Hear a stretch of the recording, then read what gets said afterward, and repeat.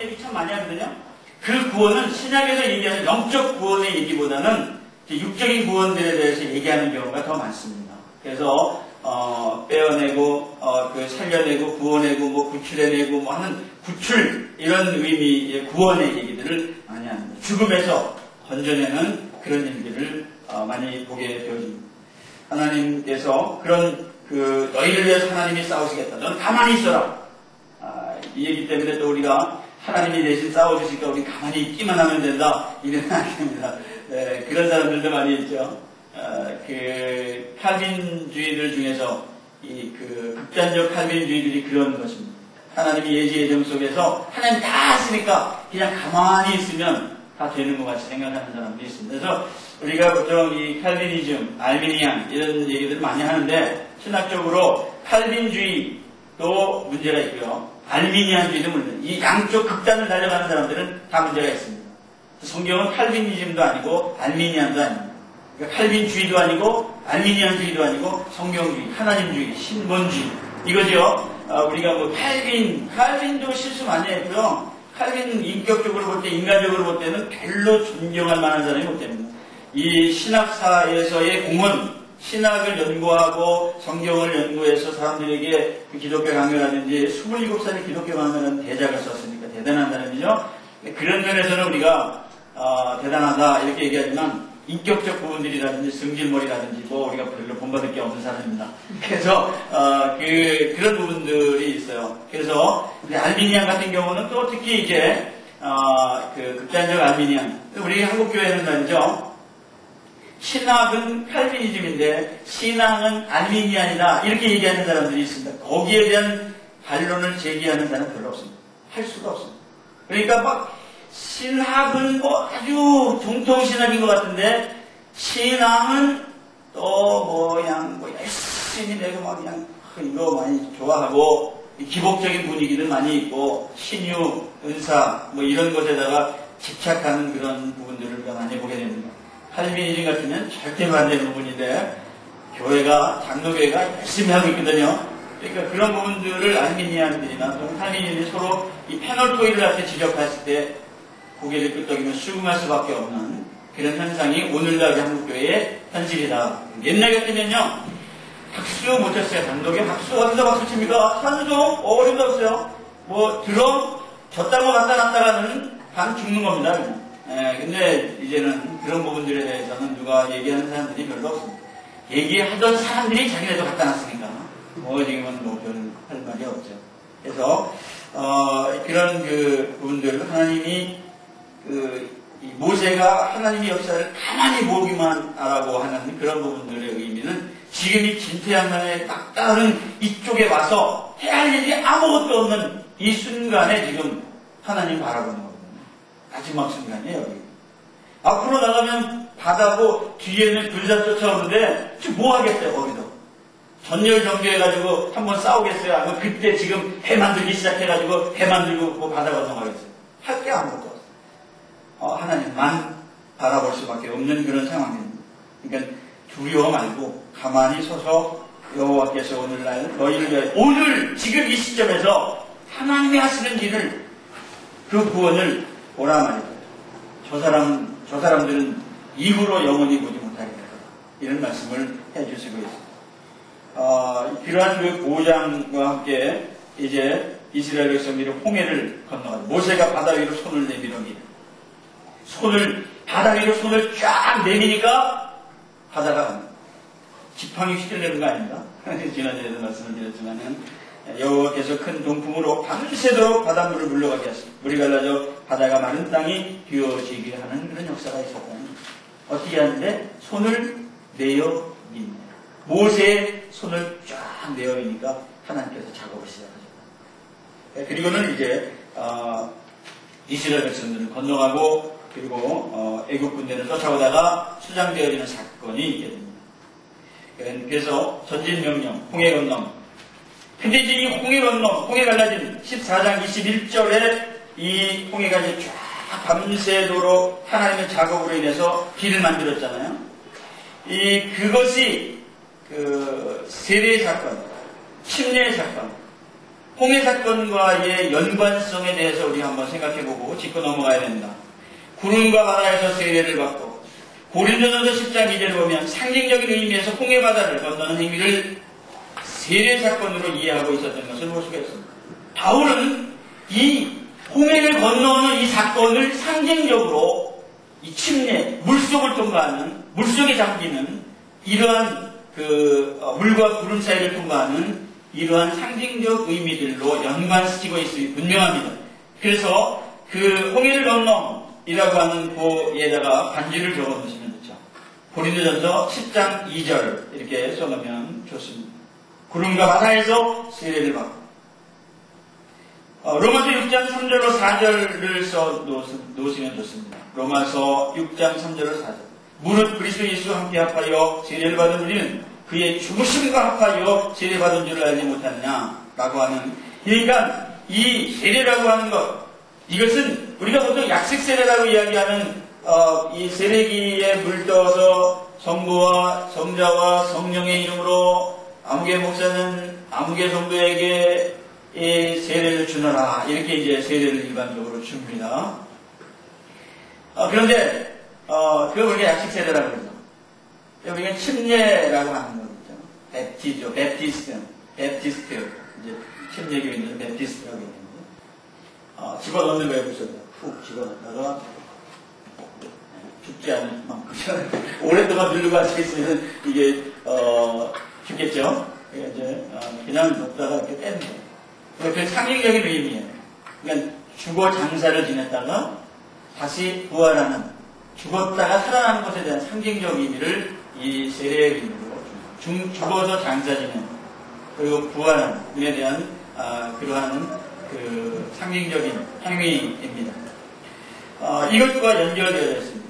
바울은 그 세례를 설명하는 데 있어서 이스라엘 조상들이 모세와 함께 구름의 인도를 받고 바다를 건넌 사건을 신약시대의 성도들이 그 그리스도와 합하는 세례, 이것을 예시하는 것으로 해석했습니다. 그리고 바울은 바다를 통과한 이스라엘 조상들이 그 예정과 그 여정과 그 구름의 인도를 받은 사실을 그 자체를 세례에다가 비유하고 있는 것입니다. 구름 기둥과 그리고 그 홍수의 경험을 성도들이 죄의 동굴에서 해방되어서 구원받은 백성으로 예수 그리스도가 새 생활을 시작했음을 나타내는 외적인 표시인 세례로 이렇게 이 비유한 그런 모습들을 우리가 보게 됩니다. 특별히 우리가 이제 세례라고 할 때에 세례라고 하는 이 세례자의 이 씻을 세자, 씻는 예라고 하는 것은 실질적으로는 침례라고 하는 것이 맞는 것이고, 세례라고 하는 씻는 예라고 하는 것은 이것은 천주교적 개념들이 그 속에 있는 겁니다. 이 우리 성경은 독특하게 이 중국에서 이미 번역되어진 것을 우리나라에 복음이 전파되기 전에 사람들이 가가지고, 이게 전례가 없는 일입니다. 그러니까 선교사가 와서 복음을 전해주기 전에 우리 사람들이 가서 벌써 그 중국 성경을 만나요. 그리고 중국 성경을 읽어요. 그리고 그것을 번역해. 한국말로. 그런 나라가 우리나라입니다. 독특한 나라. 그럴 때 가져온 것이 세례라고 하는 것입니다. 이 세례라고 하는 것은 천주교의 영세 하고 비슷한 맥락을 가지고 있으면서 씻는 예로 이야기됩니다. 실제로는 성경은 세례라고 하는 그런 천주교가 얘기하는 세례, 영세, 이런 영세는 아예 없어요. 성경에 영세, 영화세례, 유아세례 이런 거는 아예 있지도 않습니다. 성경에 있지도 않은 거예요. 원래는. 그래서 저는 안 합니다. 근데 그 세례 개념들에 대해서 우리가 잘 정리를 좀 해야지 됩니다. 일본 성경 같은 경우는 그냥 음역을 씁니다.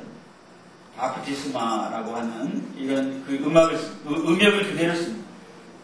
베델리엄이라든지 이렇게 번역하기가 애매하면 그냥 음역을 써면 되는데 그걸 세례라고 우리가 고쳐놓은 것이 문제가 됐습니다. 그래서 침례교의 선교사하고 장로교의 선교사, 장감성 이 선교사들이 함께 우리 이 성경을 번역할 때 실제로 세례, 바로 침례 이렇게 쓰기로 약속이 다 되어져 있습니다. 근데 침례교 선교사가 안식년으로 갔다 온 사이에 이 사람 빼고선 침례 싹 빼버리고 이렇게 만들어서 이 사람이 화가 나가지고, 그래서 원산 번역이라고 하는 그런 침례교 갖는 성경을 따로 만들었습니다. 그 성경은 지금도 성도궁에서 만들어내고 있습니다. 그러니까 세례라고 써져 있는 그 단어를 다 빼고 전부 거기다가 친절하고 쓴 그 성경이 원산본. 똑같이 같이 작업을 했는데 약속을 지키지 않은 거예요. 미국 같은 경우는 베프티스트, 원래 원어는 베프티조입니다. 그렇게 써야 되는데 우리의 그 번역사의 실수다. 이렇게 우리가 그 부분들은 이렇게 되면은 이것이 설명이 궁색해지는 거예요. 바울이 그 10년에 얘기한 거에 대해서 애매해지는 거예요. 그리고 원래의 의미인 잠김의 의미, immersion이라고 하는 의미의 그 개념들이 이게 애매해지는 거예요. 죽음이라고 하는 것이 문제. 장사 지내는데 그냥 사람 죽었는데 어디다 모래나 슬쩍 뿌리고 그냥 장사 이런 거 아니란 말이죠. 딱 집어넣어 들어가야 된다. 무덤 속으로 들어가는 게 죽은 거 아니에요. 그런 개념들이 약하죠. 그래서 우리가 그걸 약식세례다 이렇게 얘기합니다. 그 다음에 17장, 이제 16장에 보면 만나 얘기가 나옵니다. 만나. 사실 이스라엘 백성들이 여러분 40년 동안 만나만 먹고 살았을까? 만나만 먹고 살지는 않았습니다. 그러면 거기 메추라기도 있었다. 메추라기, 그러니까 만나 먹고 메추라기 먹고 요것만 먹었을까? 그렇지는 않습니다. 민수기 11장 7절로 9절에 보면 이 사람들이 열심히 이렇게 움직인 이동 가운데서 가축을 끌고 오는 출애굽기 12장, 출애굽기 17장의 연결들을 보면은 그들은 음식을 사먹을 수가 있었습니다. 서로의 공동체 속에서 음식을 사고 파는 일들이 있었습니다. 그러니까 만나와 메추라기, 만나만이 아니라 만나 외에도, 그리고 영화 보면은 깨끗거리고 이렇게 닭도 가고 오리도 가고 막 하잖아요. 소도 가고 양도 가고 막 하는. 그게 다 식물이 되어지는 것이지 40년 동안 만나만 먹고 사는 게 아니란 말이에요. 다 먹고 사는 거예요. 그래서 음식을 사먹을 수 있었던 신명기 2장 6절로 7절의 부분들이라든지 이런 부분들을 우리가 반주로 다 적어놓으면 설명이 궁색해지지 않을 것입니다. 그 다음에 이제 신광에서 유비딤까지의 그 과정 속에서 이스라엘 백성이 원망, 바위에 생수가 나게 하는 그 장면들을 우리가 보게 됩니다.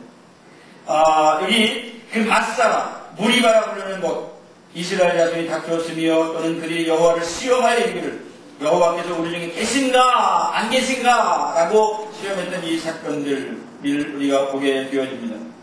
이것이 원망하는 그러한 그 호렙산 사건입니다. 근데 이게 이러한 그 원망들이 있고 그리고는 거기에서 하나님께서 말씀하셔서 그 호렙산 반석을 명하여 치게 합니다. 여기는요 반석을 치라 그것에서 물이 나리라. 거기다가 그런 것들을 써놓으시면 좋습니다. 출애굽기 17장 6절은 치라 나리니 마시리라. 반석을 쳐라 그러면 물이 나리라. 그러면 마셔라. 백성들이 마실 물이 반석 쏟아 나오리라 얘기합니다. 출애굽기 17장 6절. 그런데요 또 한 사건이 하나 또 있습니다. 민수기 20장 2절로 13절입니다. 이 성경을 보면 민수기 20장 보면은 13절 명하여 하나님께서 말씀하십니다. 명하여 나게 해야 될 것을 말씀하셨던 것을 우리가 보게 됩니다. 민수기 20장 2절에서부터 13절 사이에 있는 그런 말씀입니다. 지팡이를 가지고 내형 아론과 함께 회중을 보고 그들의 목전에서 너희는 반석에게 치라 명하여. 언제는 치라 나리니 마시우라. 이번에는 명하여 물을 내라고 그래라. 내가 그 반석으로 물을 내게 하여 회중과 그들의 짐승에게 마시울지니라. 달라요. 이 두 개가 다릅니다. 첫 번째 얻어맞은 반석에 대한 얘기, 이건 주님의 십자가의 모형입니다. 요한복음 7장 37절로 38절, 고린도전서 10장 4절을 반주로 사용하시는 그런 부분입니다. 그 다음에 두 번째 민수기 20장 2절로 13절에 명하여 물 나오게 했던 이 사건들, 이것은 명함을 받은 반석입니다. 재림하실 주님은 모형입니다. 시편 106편 32절로 33절, 고린도전서 10장 4절, 계시록 22장 20절이 바로 재림주에 대한 이 이야기가 바로 이것과 연결되어 있어요. 그래서 이 얻어맞은 반석과 명함을 받은 반석이 달라요. 이 마지막에 이 부분에 대한 순종이 되지 않으면 그가 손을 들어 그 주광이를 반석을 두 번 짱짱 쳤다. 그냥 틱틱 친 게 아니라 세게 쳤는 것 같아요. 팍팍 쳤다. 그러니까 물이 팍 쏟아났어요. 그때 하나님께서 모세와 아론에게 이르시되 너희가 나를 믿지 아니하고 이스라엘 자손의 목전에서 나의 거룩함을 나타내지 아니한 거로 너희는 이 총회를 내가 그들에게 준 땅으로 인도하여 드리지 못하리라. 결정적으로 모세가 죽고 아론이 죽고 모세가 죽고 광야에서 죽어버렸더니 그 모세가 40년 동안 이 백성들을 이끌고 왔는데 결정적인 순간에 지휘권을 여호수아에게 넘겨줄 수밖에 없었던 그 실수가 뭐냐면 총회를, 너희는 이 총회를 이끌고 내가 그들에게 준 땅으로, 내가 너에게 준 땅이 아니야. 내가 그들에게 데려갈 자들에게 준 땅으로 너는 못 데리고 간다. 이것 때문에. 좀 가혹한 것 같지만 분명히 성경은 이것 때문이라고 말씀하고 있는 것을 우리가 볼 수 있습니다. 그래서 이 얻어맞은 반석과 이 명할 반석인데 이 반석 둘은 다 얻어맞아. 이게 성경에 보면 둘 다 얻어 터지고 있어요. 이 반석이. 이건 안 되는 겁니다. 거기에 대한 어떤 경험들이 있습니다. 자, 이제 여기 우리가 이런 그 그림들을 볼 때에 이동 경로들을 볼 때 이 이동 경로나 이 지명들에 대해서는 지금도 그곳이 그곳인지 어느 지점인지 확실히 알 수는 없지만 우리가 이집트에서 이쪽 여기 스웨즈 운하 이거를 건너가지고 이렇게 건너와서 뭐 이쪽으로 이렇게 와가지고 시내산, 여기가 시내산이라고 일거라. 근데 그 시내산도 뭐 어떤 학자는 또 딴 데 시내산이라고 또 주장하는 사람도 있잖아요. 여기가 모세가 오르락 내리락 했던 그 시내산이냐? 라고 하는 부분들도 확실하지 않습니다. 근데 이 지명들도 확실하진 않아요. 여기가 거기다, 거기가 여기다 뭐 그랬진 않아요. 그냥 대충 이렇게 해놓은 겁니다. 명확한 지명, 그 이름도 일치하지 않고요. 그 다음에 이제 시내산을 떠나서 신광야라고 하는 다란광야, 술광야, 미디안 광야. 이쪽이 사우디아라비아예요. 제가 이제 이렇게 Y자로 되어져 있는 이쪽에 사우디 이렇게 돼 있고 여기 밑에 예멘이 있고 그런데 저는 이쪽에 홍해를 가봤습니다. 이쪽 홍해를 가봤는데 이 동네는 아직 못 가봤어요. 맨날 이 주변에만 왔다 갔다 하다가 정작 가봐야 되는데 여기를 가봐야 되는데 일로 안 보내주셔서 제가 안 갔습니다. 못 갔습니다만 요거는 늘 우리가 보는 거죠. 지도로 보고 또 뭐 비디오로 보고 늘 보죠. 에돔, 모압, 암몬 쭉 서 있죠.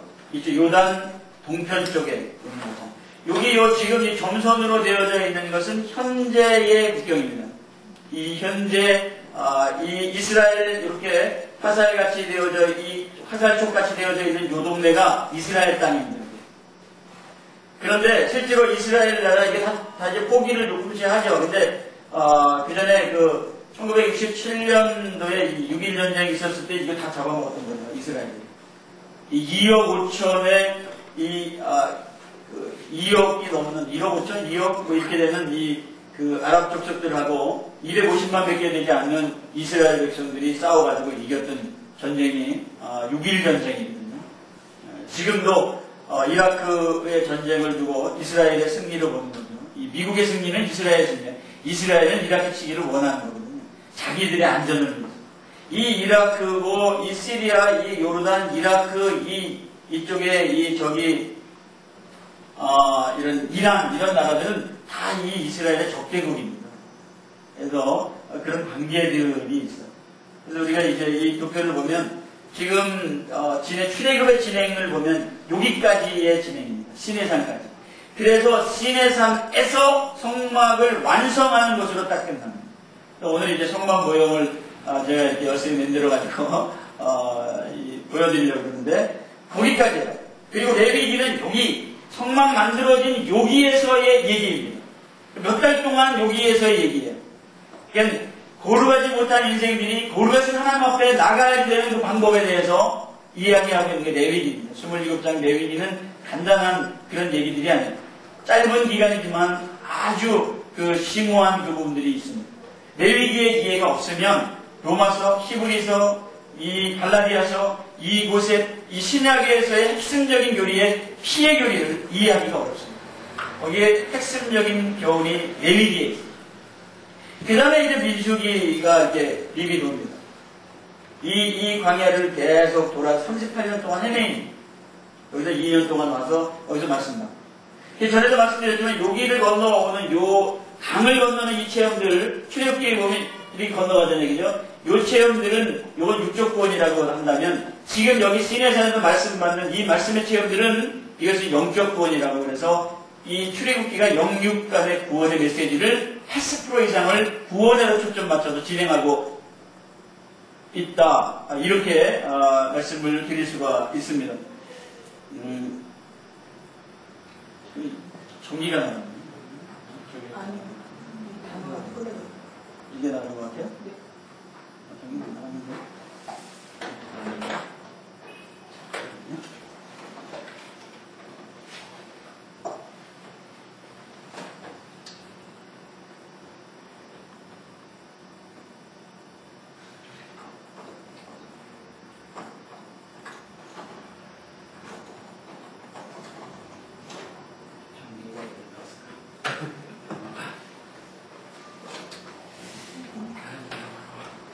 나가면 스피하고 좀 좋아졌죠? 화면이?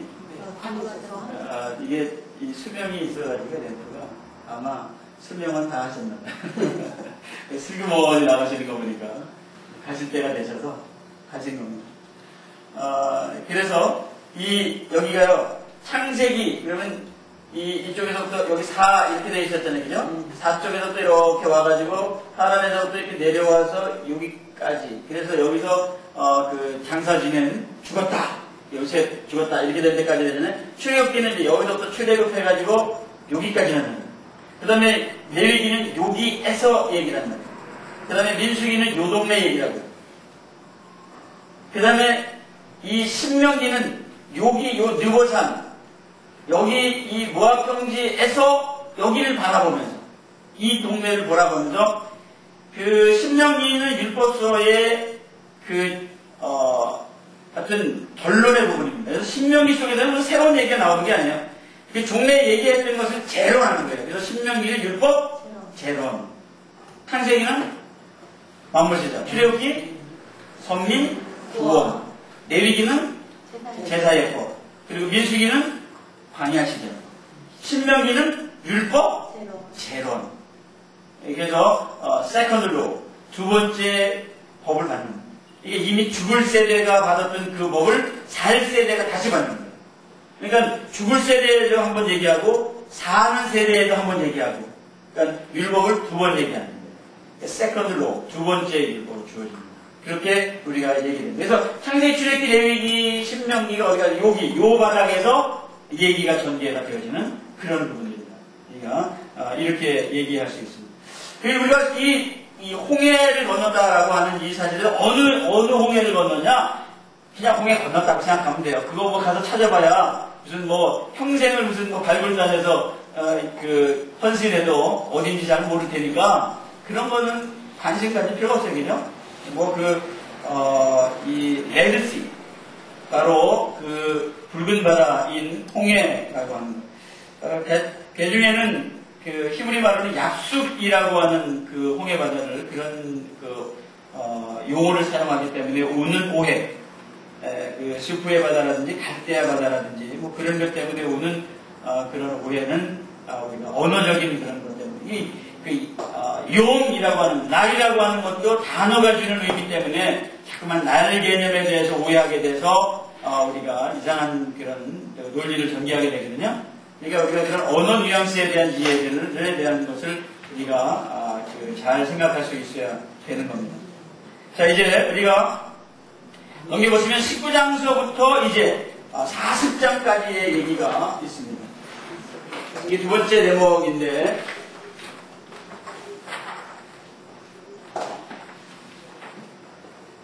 19장서부터 40장까지 세 가지 주요 사건이 있습니다. 이 친교를 위한 필요 조건들, 친교의 단절, 그리고 회복, 이게 세 가지입니다. 그러니까 19장서부터 40장 마지막, 출애굽기 마지막 장까지 이 세 가지의 사건이 있다는 거예요. 그래서 율법의 계명들, 도덕적 규범, 영적인 규범, 사회적 규범, 이것은 다시 얘기하면 이 도덕적, 영적, 사회적인 것은 이것이 이 율법의 계명들을 다시 이렇게 확대해 보자면 이렇다는 거예요. 그리고 금송아지 때문에 타락했던 거룩한 친교의 단절들이 있죠. 모세가 시내산에서 하나님과 만나고 있는 처음 40일간의 막바지, 이스라엘 백성들이 산 및 계곡에서 아론에게 신을 만들어 주도록 요구합니다. 아론의 동의하에 금송아지 신을 만들게 되죠. 금송아지에 대한 예배 후에 백성들은 성적으로 부도덕한 행위에 탐닉하게 되어집니다.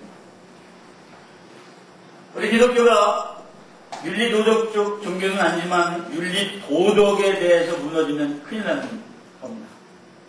그래서 우리가 이런 윤리도덕적인 부분들에서 하나님의 진노를 사게 되어집니다. 그래서 이 거룩한 친교의 협을 해서 성막 두시는 거예요. 바깥을 성소, 지성소로 들어갑니다. 이것은 우리 사람의 편에서는 그렇습니다. 사람의 편에서는 이쪽에서부터 시작해서 여기까지 들어갑니다. 쫙 들어가는 거예요. 그런데 하나님의 편에서 볼 때는 어떨까요? 지성소에서부터 나오십니다. 이것이 그 제사의 법도 마찬가지예요. 번제, 소제, 화목제, 속제, 속건제, 이것도 마찬가지고 여기도 마찬가지예요. 그래서 우리는 여기서부터 이렇게 들어가요. 하나님은 여기서부터 역사하십니다. 모든 욕을 만듭니다. 성막의 중요 기물 6가지. 굉장히 많습니다. 성막 기물들이 굉장히 많아요. 그런데 노제단, 물두멍, 진설정상, 등대, 분향단, 언약궤, 이것을 우리가 중요 기물 6가지라고 얘기합니다. 그 외에도 부속품이 엄청나게 많습니다. 그런 거 다 만들어가지고 거기다 여기다 놓고 섬기는 여인들이 이렇게 수종 들고 물도 오고 이런 거 다 재현을 한 적이 있었어요. 그 둘레마을에 김진호 목사님 있는 그곳에 1:1 성막 모형을 만들어 놓고 사람들을 연출시켜서 연극하는 팀들을, 그런 사람들을 데려다가 이 대제사장 제복이라든지 제사장 제복이라든지 수종드는 여인들의 옷이라든지 이런 것을 전부 입혀가지고 실제로 이 성막 1:1 성막을 만들어서 만든 기념으로 그걸 이제 여기 이 신학자들이 이렇게 쭉 앉아가지고 이걸 재현하는 것을 설명하면서 이 제사의 법을 재현했던 그런 때가 있었습니다. 제가 가서 봤는데 아주 실감나는 그런 현장이었습니다. 그 성막에 대한 얘기들로 이제 마무리를 지게 되어집니다. 그다음에 이제 율법의 세 가지 부분을 확실하게 이제 요걸 좀 더 크게 해놓으면 이 도덕적 규범이라고 하는 이 기본법, 이 10계명이 기본법이에요. 기본법. 그리고 그 영적인 규범으로서의 그런 7가지 레위기 절기, 6월절, 무교절, 천지작바칠날, 77절, 나팔절, 속죄일, 장막절, 이런 절들이 있습니다. 그 다음에 5가지의 레위기에서의 제사, 번제, 소제, 화목제, 속죄제, 속건제, 1, 2, 3, 4, 5장. 그러니까 여러분들이 레위기 1, 2, 3, 4, 5장 그러면은 번제, 소제, 화목제, 속죄제, 속건제 이렇게 딱 생각하시면 돼요. 그리고 이제 화목, 가운데 장, 3장. 그래서 아래와 위에 연결된 가운데 화목을 이렇게, 제가 이건 레위기 속에서 그림을 그려놨기 때문에 레위기로 가면 사람이 하나님께로 나아갑니다. 하나님이 사람에게 역사하시는 것이 이렇게 딱 만나는 것이 3장의 화목입니다. 예수님께서 그 단절된 하나님과 사람 사이에 화목제물 되어주셨던 그 다리가 여기서 만나게 됩니다. 3장에서. 그리고 이 사회적 규범들이 이스라엘의 음식물들, 위생, 격리, 토양보전, 세제, 군대 복무, 결혼, 출산, 이혼 등등 많은 사회적 규범들이 있습니다. 이 기본적인 것, 여기서부터 영적인 것, 이 안에서 in Christ, 예수 안에서 사회적 규범, 그리스도까지 지경이 넓혀지는 그런 부분들이 있습니다. 그리스도로부터 그리스도 안에서 그리스도까지의 모든 것들을 망라한 그런 얘기들을 이 20장의 기록을 통해서 이제 도덕적 규범, 영적 규범, 그런 사회적 규범의 개념들에 대한 얘기를 보게 됩니다. 우리가 보통 율법을 613 개념이다. 613 이건 기본법이고요. 이게 우리가 율법서에 나타나는 율법들이 613개로 쉬어보질 않아가지고 그냥 자료들에 의해서 그렇게 본 겁니다. 근데 이 하라고 하는 것, 이 개념들 중에서 해라고 하는 것이 248개, 하지 말라고 하는 것이 365개입니다. do not, 해라, 마라 라고 하는 이런 개념들이 있습니다. 그 다음에 이제 거기 시내산에서 모세에게 주신 언약에 대해서 메모란을 여러분들 보시기 바랍니다. 시내산과 모세에게 주신 언약을 보면서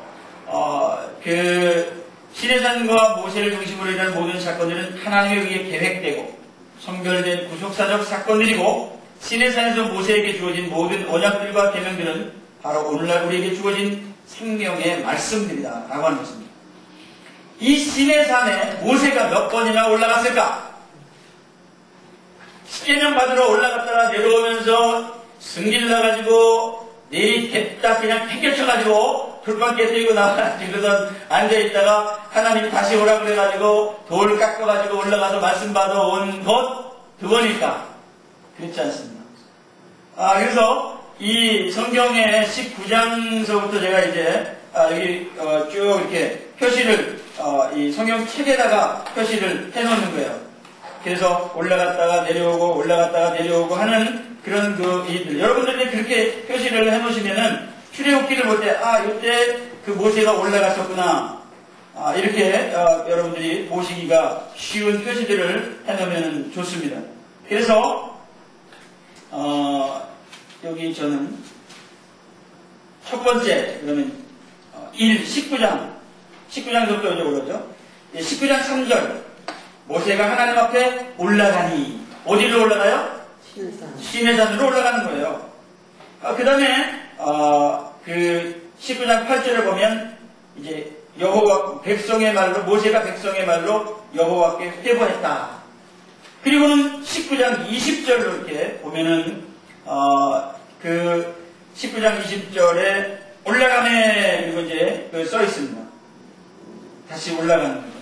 그래서 이제 요것들을 말이죠. 올라갔다 내려갔다 올라갔다 내려갔다 하는 그런 메모 안에 이렇게 써져 있잖아요. 그 성경을 찾아가서 거기다가 1, 2, 3 그리고 그 다음에 이제 이렇게 만들어 놓으면 여러분들이 자기 반주를 성경에다 만들 수가 있어요. 여기에서 화살표를 해놓고선 그 다음번 장절을 써놓는 거예요. 그러면은 이건 두 번째 내려오는 데였고 그럼 세 번째 올라가는 데는 어딜까? 그러면 두저볼 필요 없이 거기다가 내려오면 회고하면 거기다 이렇게 화살표를 해놓고 다시 올라가는 그 지점을 출애굽기 몇 장 써놓는 거예요. 그럼 그 다음번에 찾아가기가 쉽잖아요. 화살표가 있으니까. 딱 찾아간다는 그러면 거기서 다시 또 내려오는 데 찾아가게 하고 올라가는 데 찾아가게 하고 내려오는 데 찾아가게 하고 지금 관련 성구를 그렇게 연결을 해서 자기 성경 속에다가 반주를 만들어 놓으면 이 8번째 오르락 내리락 하는 것들에 대해서 성경만 딱 피면 이거 몇 번째 올라갔던 때의 얘기로구나 하는 것을 알 수가 있습니다.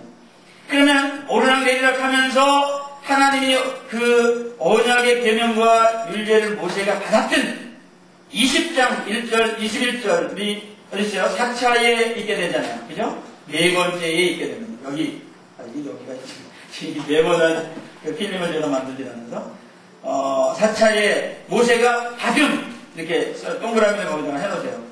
하나님의 언약의 계명과 율례를 모세가 받은 20장 1절 하나님이 이 모든 말씀으로 일러 가라사대 그러잖아요. 그죠? 주시는 거예요. 말씀을 이제 받는 거예요.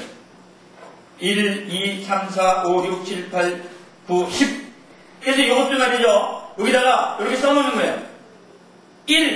1절에다가 1 써놓는 거예요. 1계명. 그 다음에 여기 4절에다가 2 써놓는 거예요. 2계명. 1절, 4절, 7절, 8절, 12절 거기다가 1, 2, 3, 4 이렇게 써놓으면 한눈에 딱 볼 때 3계명 어디 갔어? 그래서 읽어봐야 3계명. 이러는 재미가 없다면 성경 착 피면 1, 2, 3, 4, 5, 6, 7, 8, 9, 10이 딱 나와서 그걸 자기가 앉으면 안 되는 거예요. 그래서 1, 4, 3, 8, 12, 13, 14, 15, 16, 17 이 마지막에 이 6계명, 7, 8, 9, 10계명은 말이죠. 5계명서부터 5, 6, 7, 8, 9, 10 이것은 이 대인관계 계명이잖아요. 그것은 한 절씩 되어져 있습니다. 그러니까 12절, 13절, 14절, 15절, 16절, 17절이 이 5계명, 6계명, 7계명, 8계명, 9계명, 10계명 한 절씩 되어 있습니다. 그런데 그 1계명 한 절, 2계명 4절, 5절, 6절까지 되어 있죠. 그 다음에 이제 3계명 7절. 그 다음에 안식일 계명인 4계명은 8, 9, 10, 11 이렇게 되어야 돼요. 그래서 그것들을 이렇게 표시해 놓으면 성경을 표시하는 데에 익숙해지는 그런 작업들입니다. 그 다음에 이제 보기 보면요. 6차에 보세요. 6차 오름. 6차 오름에 보면 40주야를 머물면서 계시를 받습니다. 그 다음에 이제 7차 오름에 보면, 그 중보 기도를 하게 되는 것을 보게 됩니다. 모세가 자신의 생명을 걸고 하나님께 이스라엘 백성들의 속죄를 구하는 중보 기도를 하고 있는 모습을 발견하게 됩니다. 그 다음에 이제 32장에 하나님의 속죄 은총에 백성들은 단장품을, 화장품 같은 거 다 없애버리고 자숙합니다. 33장 4절로 6절의 말씀입니다. 그 다음에 이제 다시 편차 올라서 10계명을 새긴 돌판을 다시 받기 위해서 이제 올라갑니다. 40주야를 단식하면서 하나님과 교제합니다. 이 40주야를 단식합니다. 이거는 센 금식입니다. 이거는 완전한 금식입니다. 실제로 우리가 금식하는 이런 40일 금식 같은 거 있잖아요. 그러니까 물을 먹고 하는 거거든요. 그거를 연금식이라고 하는 겁니다. 먹잖아요. 안 먹고 금식하는 거를 이것은 아주 센 금식인데 보통 이제 아주 물도 안 마시고 하는 그런 금식하는 사람들이 있습니다.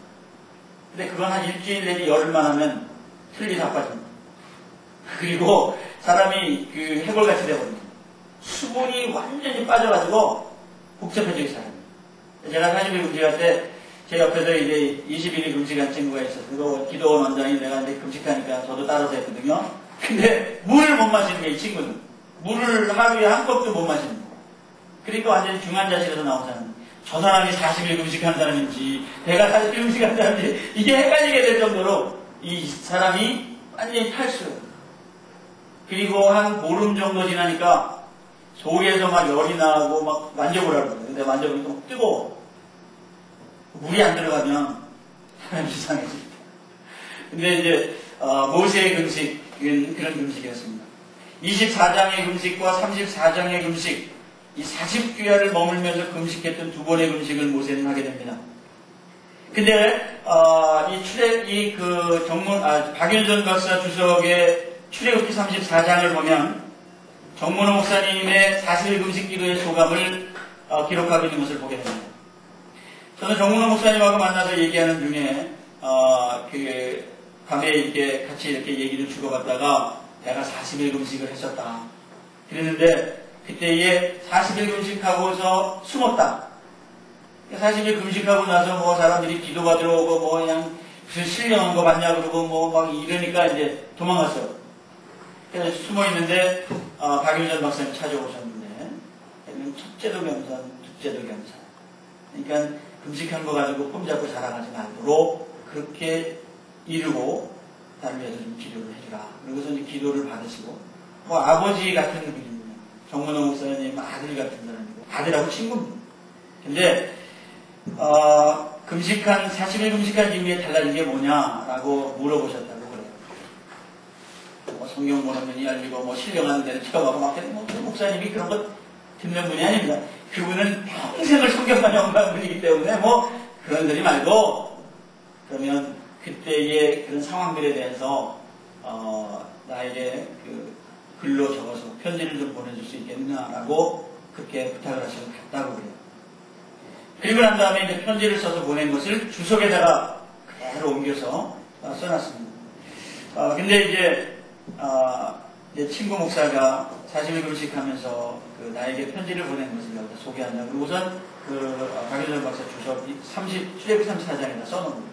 제가 이제 그 대화를 하면서 얘기를 듣고는 제가 와서 출애굽기 34장 그 주석을 카피를 해가지고 며칠을 읽고 또 읽고 읽으면서 제 마음속에 나는 금식을 해야지 하는, 40일 금식을 해야지라고 하는 생각이 딱 들기 시작했어요.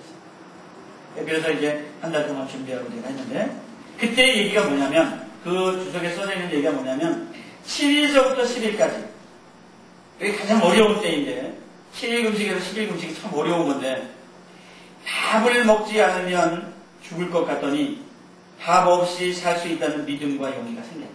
그때 아니 그냥 어려우니까 야 이거 밥 먹어야지 되는데 이 밥을 안 먹으면 죽을 것 같은 그런 어려움들이 7일에서 10일까지예요. 10일 이후에는 밥 없이 살 수 있다는 믿음과 용기가 생겼다. 그러니까 밥 없이도 살았잖아요. 7일, 10일 동안. 그런데 그 후에 물을 마시지 않으면 죽을 것 같다는 거예요.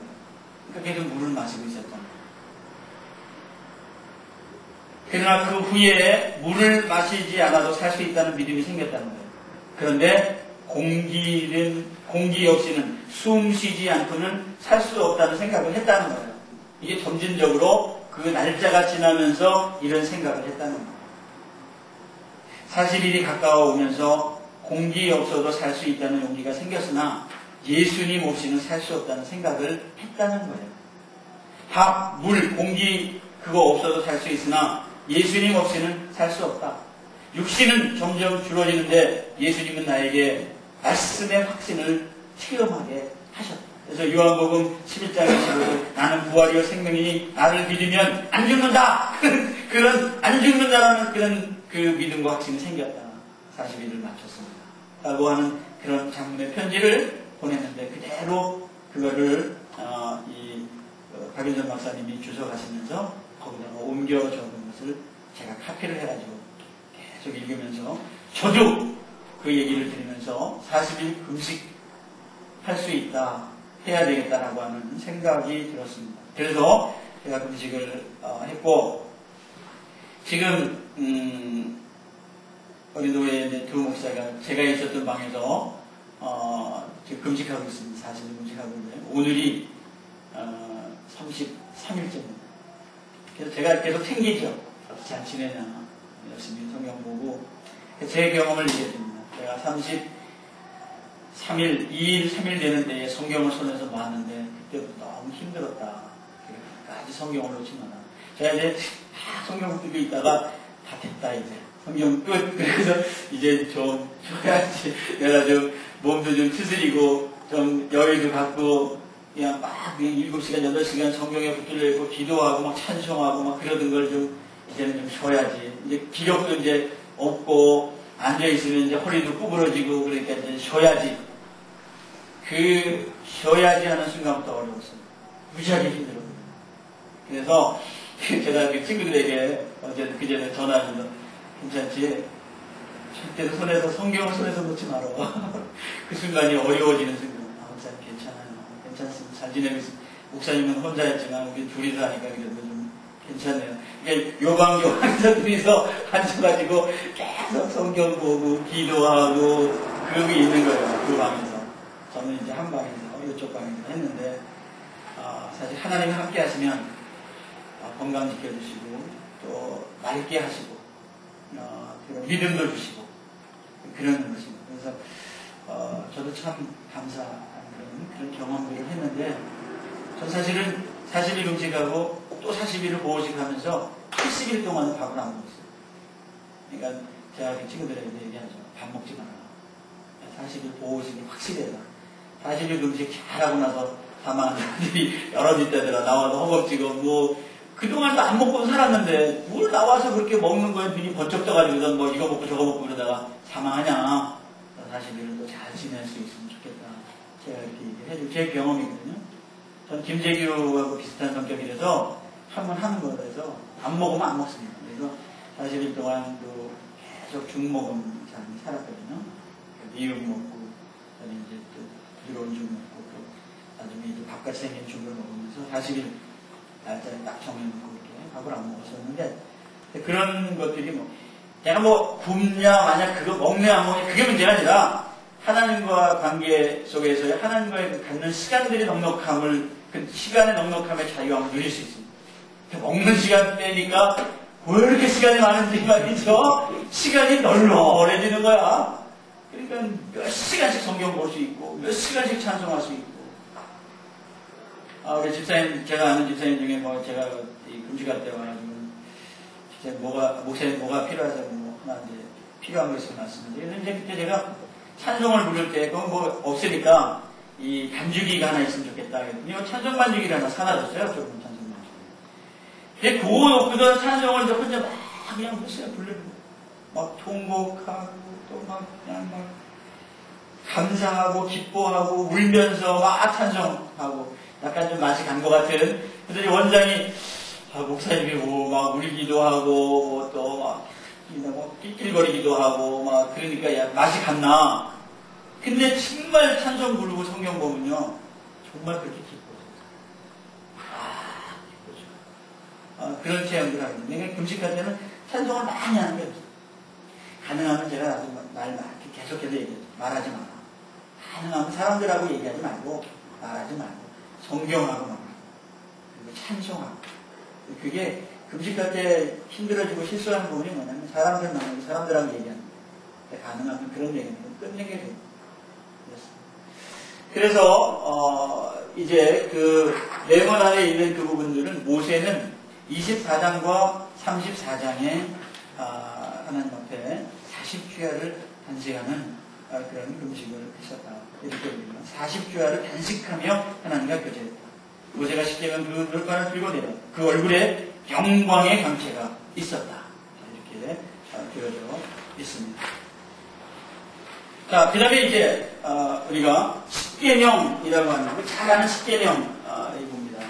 그래서 그 십계명을 보면은 첫째 돌판, 둘째 돌판 이게 뭐 첫째 돌판, 둘째 돌판이 뭐 돌판이 두 개였었는지 하나에 이렇게 구분해 놨는지 뭐 그건 확실하지 않습니다. 그래서 그 온전한 사랑을 이루는 목적을 가지고 하나님 사랑, 이웃 사랑 사육제예요. 이쪽이 4계명, 이쪽이 6계명입니다. 그래서 이쪽의 계명 하나님의 사랑 이것을 십자가로 표시하면 이 10계명을 십자가로 표시한다면 이 4계명은 수직적, 이 6계명은 수평적. 이것은 대신관계, 이것은 대인관계. 그래서 하나님에 대한 경배, 경배대상, 경배원법, 경배정신, 경배시간, 안식일을 지켜라. 날, 시간의 개념. 그 다음에 사람과의 사랑, 사람과 사람 사이, 대인관계, 경배와 공경, 이웃 생명 정립, 이웃 정조 강조, 이웃 재산 인정, 이웃 명예 존중, 이웃 가정 존중. 이겁니다. 그 중에 첫 번째 개념이 뭐예요? 부모를 공경하라. 네 부모를 공경하라. 요즘은 부모를 안 공경하는 것 때문에 문제가 심각합니다. 예수 믿는 사람들, 장로도 부모님을 공경하지 않으니까 예수 믿지 않는 동생들, 형이 부모님을 섬기지 않으니까 예수 믿는 사람 예수 믿으면 저러냐. 나한테 상담을 해왔어. 상당히 고민하고 그래요. 목사님 참 나는 교회 오고 싶은데 마음이 참 내가 이렇게 용서가 잘 안 됩니다. 우리 형이 부모님을 섬기자. 우리 형수는 한 주 더 끕니다. 그러니까 예수 교회 못 나오는 거예요. 그게 장애가 됩니다. 이해가 됩니다. 안 됩니다. 부모님을 공경합니다. 전 사실 저희 부모님들이 다 50을 못 살고 돌아가셨어요. 아버님은 40살 돌아가셨어요. 어머님은 49살. 우리 친구들이 저희 부모님 장사를 같이 했는데요. 그래서 아들 노릇을 했습니다. 저는 잊을 수가 없죠. 저는 외국에 있었기 때문에 어머님 돌아가신 걸 1년 동안 몰랐어요. 다 속여서. 뭐 편지도 오고 먹기 때문에. 그 이후에 친구의 부모님을 섬길 그런 기회가 있었습니다. 그래서 저희는 정말 그때 말할 수 없이 어려웠어요. 근데 우리 집에 와서 계시겠다는 거예요. 제가 허락해서 하고 친구 부모님 참 열심히 섬겼습니다. 저는 최선을 다해서 섬겼습니다. 몇 달 동안 와 계셨는데 안방 예비리고 그 여름에 우리 아이들과 우리 네 식구가 작은 방에서 살았습니다. 어른 오셨으니 어른이 계셨기 때문에 우리야 뭐 그냥 대충 먹고 살면 되지만 어른이 계시기 때문에 생선 한 토막이라도 정성스려서 올려드리려고 하는 그런 마음을 가지고 섬겼습니다. 그 섬김이라고 하는 것은 얼마나 중요한지 모르겠어요. 그분들이 그걸 알랑간 잘 모르겠지만 그 자손들이 저를 몰려는 것 같습니다. 그러나 우리는 최선을 다했기 때문에 우리 친구예요. 그래서 그렇습니다. 지금도 저는 그런 생각을 합니다. 부모님들 생각하면 눈물이 나고 그렇습니다. 부모님이 계셨으면 잘했을 것 같은 생각도 들고 그렇습니다. 그래서 제가 우리 성도들에게는 그런 얘기입니다. 부모님 살아계실 때 잘해라. 돌아가신 다음에 같이 이렇게 눈물을 흘리지 말고 부모님들이 잘 못했거든요. 그래서 나도 잘 안 듣고 속도 많이 세기고 원망도 많이 하고 저희가 정말 그 땅도 많고 집안이 좀 이렇게 잘 됐었는데 아버님이 편찮을 돌아가신 분으로 해서 제가 청년기 때 상당히 방황했습니다. 돌아가시면 일찍 돌아가시지 다 팔지 않고 그냥 남겨놓고 돌아가시지 계산이라도 나가든지 이런 원망들이 참 많았었거든요. 근데 철벽을 하니까 부모님에 대한 사랑, 그 부모님에 대한 그런 마음들 때문에 제가 많이 울면서 속상해하는 그런 데에서 부모를 봅니다. 그리고 첫 번째 돌파 하나님께 대한 직접 배운데 하나님 한 분, 하나님 이 만자의 센스 우리는 항상 조심해야 됩니다. 하나님만입니다. 다른 것들은 뭐 거기에 틈새가 있었으면 절대로 안 됩니다. 하나님만 옳은 방법으로, 그다음 사적으로, 공적으로 공사를 분명히 하고 자녀로서의 관계를 가지면서 경건, 생각, 말, 행위 이것들을 통해서 하나님을 경배해요. 하나님 사랑. 그 다음에 여기 이 하나님 때문에 요거 중요합니다. 우리는 잘 안 되지만 하나님 때문에 하는 거예요. 이게 사랑하는 거, 부모 공경하는 거. 또 이웃 생명, 정조, 재산, 진실, 욕망 이런 부분들이요. 형제로서의 관계를 갖는 거. 성실한 행위, 말, 생각을 하는 거. 경건과 성실로 율법을 지켜내는 것. 율법과 성리자의 강령이라고 하는 첫째 계명과 둘째 계명, 하나님 사랑, 이웃 사랑이라고 하는 그런 부분들을 사랑하고 사랑하라고 할 때는 하나님 사랑하고 이웃 사랑하라는 거예요. 사랑하고 사랑해라, 사랑하는. 크게 보면 두 개의 사랑이 되겠죠. 대신관계의 사랑, 대인관계의 사랑이라고 하는 것입니다. 거기 그 메모란에 보시면 미시나에 기록된 안식일에 금지된 39가지 종류의 일. 그래서 그 안식일에는 이런 일들을 하지 말아야 된다고 이건 유대인의 법입니다. 성경법이 아니라 유대인. 성경에는 이런 거를 하지 말라고 하지는 않습니다. 안식일에. 안식일에 자기 아이를 안아주는 것은 무방하지만 책을 들고 있는 아이를 안아주면 안식일에 위반된다. 아이의 손에 책을 이동시킨 일을 했기 때문이다. 안식일날 일하지 말라 그러는데 아이로 일하게 만들었기 때문이다. 이거는 유대인들이 만드는 유대법이라는 거예요. 이게 안식일법이. 안식일을 지켜라 그랬지 안식일날 이렇게 그런 짓을 하지 마라 이런 얘기가 없어요. 안식일은 유대인들을 위한 하나님의 특별한 날이었습니다. 반면에 주의 날은 새 언약 아래 있는 교회를 가기 위한 하나님의 특별한 날입니다. 안식일은 행위로 얻는 구원을 상징하는 것. 유리간 일하고 그리고 쉰다. 반면에 주의 날은 은혜로 받은 구원을 뜻한다. 먼저 쉬고 다음으로 행위가 따릅니다. 안식일, 희생, 제사, 음식에 관한 법, 제사장, 직분, 성막, 예배 등의 모든 것이 그리스도 안에서 어떻게 됐나요? 연약하여 폐하여졌다. 사라진 거다. 서로 모순되는 것 같은 그런 부분들에 우리는 주목해야 됩니다. 호세아 2장 11절에 보면 모든 명절들을 폐할 때에 안식일들을 회하고, 호세아 2장 11절에 안식일이 아니라 안식일들. 안식일은 안식교가 얘기하는 이 금요일에서 토요일로 넘어가는 그 안식일, 유대인의 안식일, 그것만 안식일이 아니에요. 성경의 안식일들은 여러 가지 안식일이 있습니다. 그것들을 다 펴야 됩니다. 그러니까 그 금요일날에서 토요일날로 넘어오는 그 유대인들의 안식일이라고 하는 그 안식교가 얘기하는 안식일만 펴야 게 아니라 안식일들을 다 펴야 됩니다.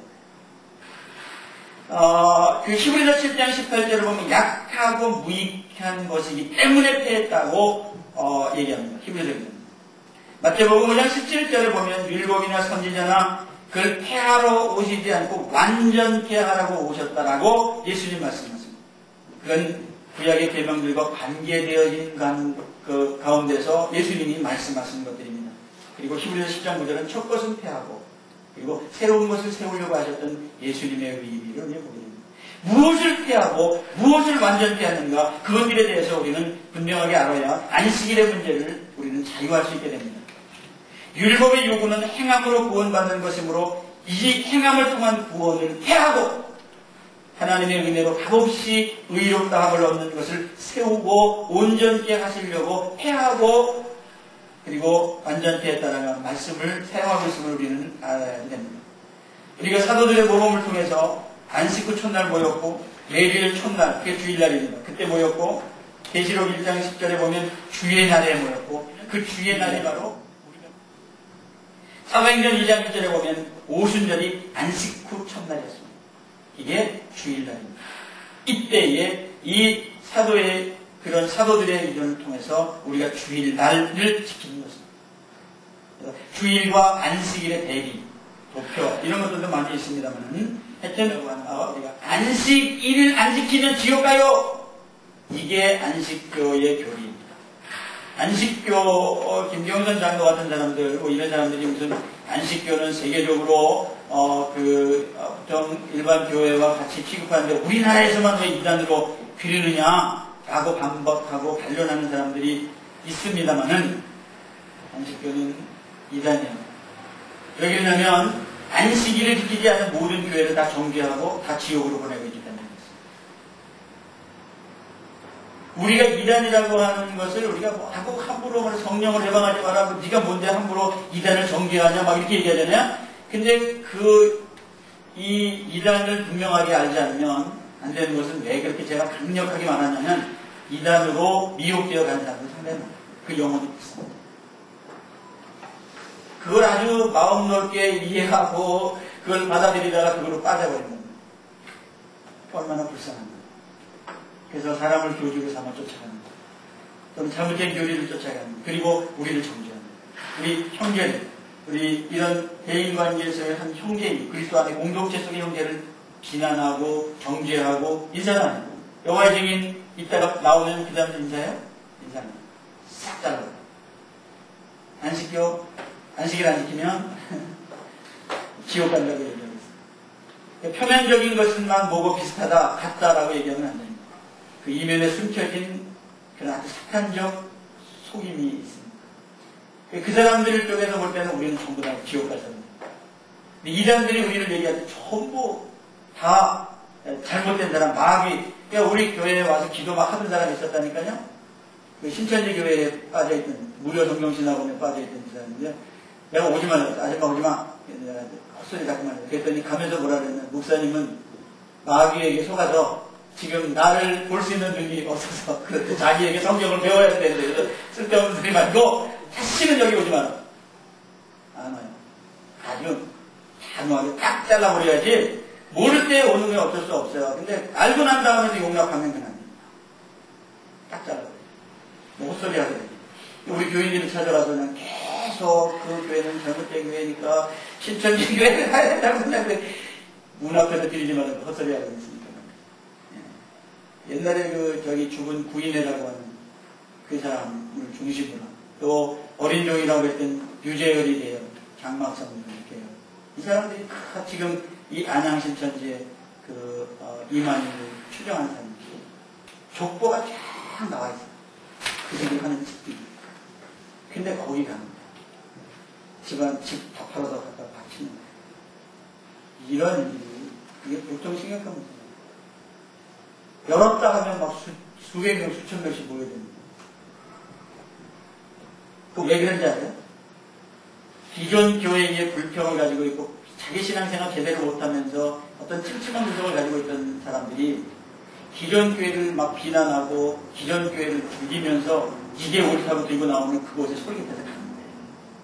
기존 교회를 식상하거나 기존 교회 제대로 정착하고 발 붙여 신앙생활 못하던 사람들을 그 사람들 막 그 사람들 다 퀴들로 잡아 같이 가는 거예요. 그게 이단이죠. 우리는 그런 부분들에 대해서 상당히 정신 차려야 됩니다. 제가 좀 세게 말하기 때문에 이단들에 대해서는 아주 단호하게 말하기 때문에 사람들이 그럽니다. 그러다가 이단들한테 칼 맞으면 어떻게 하냐고. 그거부터 하지 않습니다. 칼 맞으면 하는 것입니다. 자, 이제 여기 그 10계명 비교 노표입니다. 10계명이 출애굽기, 신명기, 레위기에 기록이 되어져 있습니다. 출애굽기 20장, 신명기 5장, 레위기 19장에 되어져 있습니다. 순서는 다르나 문제는 그대로 성경의 그런 부분들에 대해서 의미를 그대로 가지고 있습니다. 그런데 이쪽에 천주 10계를 하나 갖다가 놓은 것은 뭐냐면 천주교회도 10계명이라는 걸 가지고 있는데요. 이 사람들이 요거 2번 요거 색인우상을 만들지 말고 절하지 말며 숨기지 마라 요거. 근데 절하며 숨기고 있거든요. 만들고 있거든요. 저희 집 여기 위층에 올라가서 보시면 바로 밑에 천주교회 글이 딱 보입니다. 그러면 거기 우리 아이들이 그래요. 아빠 나한테 전화하는 줄 알았어? 나한테 딱 거기 딱 서 있으면 거기 그 베란다에 딱 서 있으면 말이죠. 다 우리 보고 저래요. 왜 그러냐면 거기 십자가에 예수 딱 달아놓고 그 밑에 마리아 만들어놓고 뭐 이런 걸 만들어가지고 이렇게 정원을 만들어놨습니다. 이렇게 예쁘게 거기다가 우리 집 바로 앞에다가. 그러니까 그 사람들은 교회 오면서 전부 다 거기다가 대고 저래요. 그러니까 우리랑 딱 눈이 마주쳐. 이건 누구한테 잘하는 거야? 내가 거기 갔으면 나한테 잘하는 거야. 이 사람들은 전부 나한테. 근데 꼭 절에 가면은 이렇게 합장하고 돌간지, 석간지 돌로 만들어진 돌덩이한테 이 절하는 얘기죠. 똑같아요. 이 사람들도 와가지고 다 거기다 대고선 우리 집에다 대고 선지고 절하고. 왜 여기 애들도 하듯이 하니까 아빠 저 사람들 뭐 하는 거야? 그래서 야, 우리한테 보고 전하는 거다. 이게 문제가. 그러니까 그 사람들은 이걸 둘 수가 없어요. 성경 빼버리는 거예요. 성경을 제하고 더하면 안 된다고 그러잖아요. 근데 이 사람들은 이거를 여기다 두기가 어려워. 그래서 내가 이 도표를, 비교 도표를 만드는 거예요. 그리고 여기 보면 요거. 이 지킬 계명은, 이 사람들이 지킬 계명은 뭐냐면 이 천주 10계, 내리신 요 10계와 카톨릭 교회의 모든 법교입니다. 법교가 이게 성경이에요? 아니에요. 근데 이걸 지켜야 됩니다. 천주 교회에서 그들이 만들어 놓은 것하고 성경하고 같은 권위를 가지고 지켜라! 요구하는 것이 천주교예요. 근데 이걸 우리가 잘 모르는 거예요. 캐톨릭이라면 옳은 캐논이라고 해서 이게 공교회를 얘기합니다. 이게 우리가 저 동네 얘기할 때는 이게 캐톨릭이라고 얘기하기보다는 로만 캐톨릭이나 아니면 그냥 천주교라고 얘기하는 게 좋습니다. 천주교는 이단이다. 이렇게 얘기하는 거예요. 캐톨릭은 공교회. 우리 신앙 고백에서 공회, 이게 캐톨릭이에요. 정통교회 캐톨릭이라고 합니다. 그러니까 캐톨릭이다. 그렇게 얘기하면 좀 이상하잖아요. 그죠? 이 사람들이 쓰고 있지만, 캐톨릭이라고 쓰고 있지만, 그건 지들이 쓰는 거예요. 로마 교회예요. 로마 교회, 바티칸 교회예요. 바티칸의 통치를 받는. 바티칸국, 나라잖아요. 그 나라의 대사도 있고요. 그 나라의 모든 행정도 일반 국가랑 똑같습니다. 그럼에도 불구하고 그들이 조직은 다른 나라를 무시하는 조직이에요. 자기네 교황은 황제고 다른 나라 임금님들은 왕들은 저하하는 나라. 우리나라도 교황이 왔었죠? 교황과 저하. 그러니까 일반 나라의 왕들은 어느 정도 수준이냐면 이 추기경 수준이에요. 추기경 수준. 그러니까 다른 나라 왕들을 대통령들을 다 추기경 수준을 자기 밑으로 깔아버리는 나라가 이게 천주교입니다. 굉장히 건방진 거지. 이게 말도 안 되는. 그런 것들이 세계에 통용되고 있다는 게 그들이 힘이 있기 때문에. 로만 캐들이 힘이 있기 때문에. 미국이 뭐로 큰 소리 치는 거예요. 저 경찰국가, 누가 자기네들 경찰국가 시켜줬어요. 힘이 있기 때문에. 힘이 있기 때문에. 그런 부분들을 우리가 봅니다. 그 다음에 이제 거기, 그 옆에 그 10계명에 대한 그런 그 요구 사항과 금지 상황에 대해서 메모란을 주었습니다. 그리고 10계명, 어디 웹서핑을 하다 보니까 10계명, 쉽게 배우기, 뭐 그런 거 있더라고요. 그래서, 제가 지금 적어놨는데 말이죠. 1계명, 1. 그러면 여러분들이 한번 운을 한번 띄워보세요. 제가. 삼행시를 한번 해볼게요. 1. 한번 1을 여러분들이 하세요. 1. 1절. 나 외에는 다른 신을 두지 말라. 2. 이상한 우상을 섬기지 말라. 3. 3가 하나님의 이름을 망령되게 하지 말라. 4. 사업하지 말고 안식일 거룩하게 지켜라. 5. 오늘도 부모님을 공경해라. 6. 육철포로 살인하지 말라. 7. 칠고 단장한 여인을 간음하지 마라. 8. 팔로 도적질하지 말라. 9. 부차한 변명으로 거짓 증거하지 말라. 10. 10원이라도 남의 것 이렇게 써져 있어요. 그래서 제가 10계명 10개 외우기 이래가지고 1절 나 외에 이 다른 신을 두지 마라. 이 이상한 우상, 저런 동네에 저렇게 이상하게 뭐 만들어가지고 뭐 거기다가 꼭 저라고 언제든지 볼 수 있습니다. 우리 집에 올라가기만 하면 언제든지 이렇게 내려다보면 뭐 인사받을 수 있어요. 그러니까 주중에 들어가서 무슨 스케줄이 있는지 뭐 하는지는 모르지만 아니 일어났다면서 뭐 하고 있어요. 열심히 모여가지고. 3가 하나님의 이름을 망령되이 하지 말라. 사업하지 말고 안식일을 거룩하게 지켜라. 그리고 주일날도 교회 안 나오고 그러면 주일 언제 지키겠어요? 그죠? 그러니까 주일날은 가능하면 일 안 하는 게 좋습니다. 그래서 저는 직장을 정하더라도 주일날을 쉬는 직장을 구해라. 우리 아이들 좀 그렇게 얘기합니다. 주일을 지킬 수 없는 직장이라면 그만두라.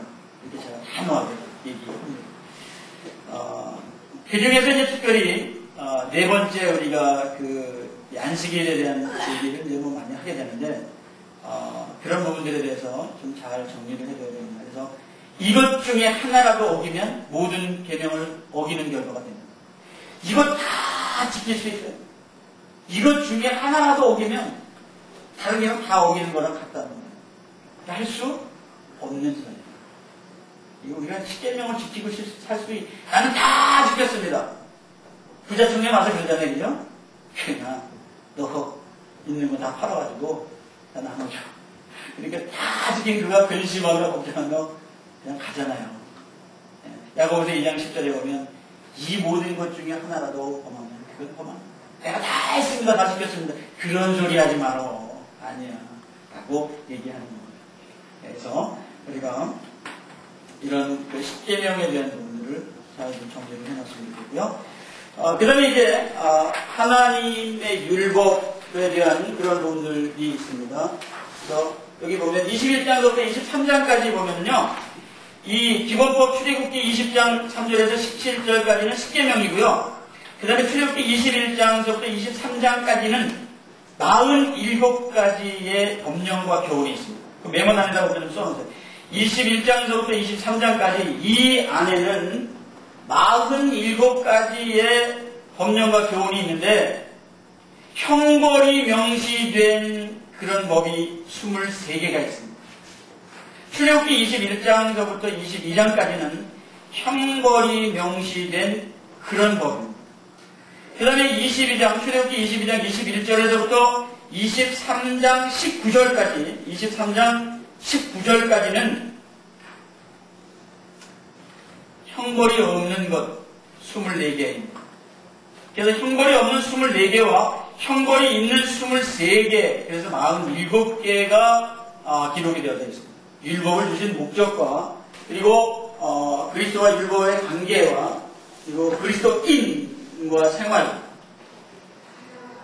그리고 여기 소고가 있습니다. 그리스도인은 율법 없이 살며 하나님의 거룩하신 요구를 무시해도 된다는 뜻은 결코 아니다. 이 코는 센 코라고 그랬죠. 이 코 저 코 다 따져봐도 결코보다 센 코는 없으니까 결코 아닌 건 아닌 거예요. 사실 신약의 성도들이 구약의 성도들보다 생활 속에서 요구받고 있는 것이 더 많아요. 그 이유는 구약의 율법은 외적인 행위를 다루지만 신약의 율법인 사랑은 내적인 마음가짐이 다르기 때문에 그렇습니다. 율법에서 자유롭게 되는 것이 죄에서 자유롭게 된다는 뜻은 아닙니다. 자유가 면허증이 아닙니다. 우리는 자유하도록 부름을 받았으면 그 자유를 다른 사람의 유익을 위하여 그리고 하나님의 영광을 위하여 사용해야만 합니다. 우리는 더 높은 법, 사랑의 법, 곧 그리스도의 법 아래 있습니다. 율법으로 돌아가는 것은 실체를 그림자와 자유를 속박과 바꾸는 것입니다. 이것은 우리가 결론적으로 율법이란 하나님을 기쁘시게 하는 무슨 일을 행해야 한다는 뜻이며, 은혜는 하나님의 완전하신 뜻을 성취하기 위하여 하나님께서 우리 안에서 일하신다고 하는 뜻입니다.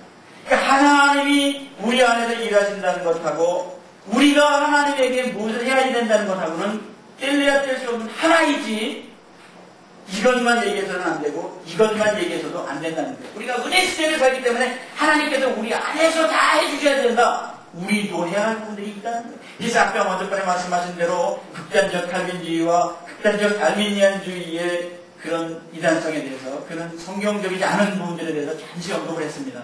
그것은 우리가 해야 할 일들이 있다는 거예요. 하나님이 우리에게 하시는 것과 우리가 해야 되는 거예요. 하나님이 다 하시고 우리는 그냥 손 놓고 가만히 있는 그런 건 아니라는 거예요. 신앙생활이라고 하는 것이 그게 아니라고 하는 것입니다. 그래서 우리가 그런 부분들을 보면서 그리스도인은 율법에 대해서 죽었다. 그리스도인은 율법에서 죽었다, 구출되었다. 여기서 다시 말려들지 말라고 경고받고 있다. 이런 부분들이 신약에서 율법과 복음, 율법과 은혜라는 관점에서의 그런 상호 관계들에 대해서 말씀하고 있는 것이다. 여러분, 이 부분만 잘 이해를 해도 율법과 복음, 율법과 은혜에 대한 관계들에 대해서는 확실하게 이해할 수 있게 될 거라고 생각합니다. 자, 그 다음에 이제 우리가 남은 시간은 광야에서의 성막에 대한 얘기를 말씀을 드리려고 그럽니다. 요즘 이제 주일학교 애들이, 올 주일학교 애들이 이 성막, 터버너클이라고 하는 성막 만들기 50분이면 오케이. 아니 오케이라고요. 한참 걸리더라고요. 그런데 요것을 성막은 예수 그리스도입니다. 성막을 공부하면 신앙이 자랍니다. 만들면서 은혜가 넘칩니다. 아, 그렇군요. 제가 이제 이런 경험을 했습니다. 그래서 요거예요. 요거만 여러분들이 딱 알고 있으면 이 성막에 대한 다른 얘기들이 그냥 접수되어져 오는 것을 저는 분명하게 말씀을 드릴 수가 있습니다. 이 성막이라고 하는 것은, 성막이 뭐냐라고 하는 정의는 복음의 상징이며 모형입니다. 성막이 뭐냐? 라고 딱 물어본다면 복음의 상징이며 모형입니다. 딱 쓰면 정답 100점입니다. 간단하게 쓰려면 그렇게 쓰느라고. 근데 이제 그렇게만 쓰면 너무 좀 그렇잖아요. 그러니까 이 성막은 성막 문에서부터 시작해서 재단에서 지성소까지의 모든 정확한 규범과 질서는 성도가 구속함을 받은 후에 성화되는 과정을 나타내주는 모형이다. 구체적으로 말한다면 여기 통과해서 여기 가서 속죄함 받고 물통에서 행위 거듭나고 떡상에서 주의 말씀으로 살다가 등대에서 세상에 빗대고, 그리고 향단에서 항상 기도하고 예배하다가 여기 지성소, 곧 하나님의 나라에 들어가는 위치, 여기에 모형, 성도 생활의 전체를 요 한 것으로 이 성막 여기서부터 시작해서 여기 지성소까지 하나님의 나라에까지 들어가는 요 길이 얼마 안 되지만 100큐빅밖에 되지 않지만 50m밖에 되지 않지만은 이 50m의 길을 한번 쫙 들어가면 이게 우리가 신앙생활 속에서 I am 문, 요한복음에서 내가 문이다 그러잖아요, 그죠? 그 문을 딱 통과하고선 들어가서 번제자리가 확 펴지고 여기서 싹 쓰러지고 여기서 말씀떡 먹고 빛된 삶을 살다가 기도하면서 윤리 들어갈 준비하는 거예요. 그러니까 이게 그냥 그대로 들어가면서 신앙생활, 우리 성도 생활의 전체가 묘한 그림 속에 딱 있다는 거예요. 그러니까 이게 그 모형이에요. 그러니까 이 성막이라고 하는 것은 바로 그런 거예요. 성막의 목적은 뭐였어요? 이 성막이라고 하는 이것의 목적은 뭐였냐면 이스라엘 백성에게 보이는 예에 서서 모세와 요한이 기술한 이런 모세, 노자단 물두멍 이렇게 했는데 요한은 어린 양 생명물, 생명떡, 생명빛, 유대한 기도, 화목제물 이렇게 표현했단 말이에요. 모세와 요한, 이 실체요, 이건 그림자예요. 모형이었단 말이에요. 관계들을 우리가 보는 들여다보는 인간의 관점에서가 아니라 내다보는 하나님의 관점에서 반영하고 있습니다. 참 종교라고 하는 것은 하나님으로부터 거룩한 하나님에게서부터 시작이 되어지는 겁니다. 그러니까 하나님 편에서부터 시작됩니다. 우리 편에서는 여기서부터 이게 가는 거예요. 우리는 점진적으로 스텝 바이 스텝으로 그를 향해서 가는 거예요. 그러나 하나님은 거기서부터 내가 하나님이다, 내가 거룩하다부터 출발하는 거예요. 레위기 11장 44절 같은 경우 보면 내가 거룩하니 너희도 거룩하라고 요구하고 계시다. 그런 부분들에 대해서 우리가 이 성막의 문제는, 터버너클의 문제는 예사로운 문제가 아니라고 하는 사실입니다. 이것은 어떤 이들은 이렇게 얘기합니다. 성막은 언어가 아니라 사물된 신학 서적이다. 말로 해도 되는 게 아니라 이 신학 그 자체라는 거예요. 보여주는 신학이다. 이렇게 얘기하고 있습니다. 이 성막의 명칭에 대해서도 그 메모란에 보면 아주 다양하게 되어져 있음을 볼 수 있습니다. 장막이라고도 하는 그런 오헬이라고 하는 단어를 130회 정도 사용하고 있습니다. 이 성막이라고 하는 이 터버너클로 100여 번 사용하고 있습니다. 100번 정도 터버너클로 사용합니다. 그 다음에 성소라고 하는 이 내부 성소를 가리키는 그런 의미들인데 우리가 보통 성막을 성소라고 이렇게 얘기합니다. 이게 한 73번 정도 사용하는데 다른 종교나 다른 우상의 집에는 사용하지 못하는 특별한 명칭, 성소, 성스러운 장소, 그 다음에 회막,